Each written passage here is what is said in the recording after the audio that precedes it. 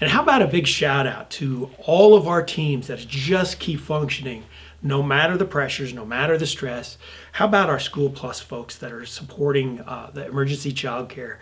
I can't begin to thank them enough for the commitment that they've given to providing that service during these difficult times.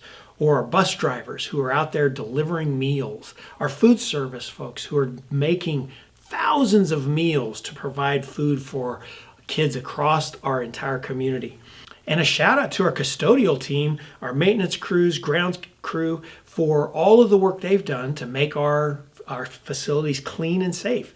We've never cleaned so much in our lives, and they have just stepped up to the plate and taken care of all of our facilities during this difficult time. Or how about our nurses who are making sure that people are working in safe environments right now and making sure that we follow the orders that the CDC's put out to wash our hands and not touch our face. And if you have a temperature, you got to go home. You don't get to come into work.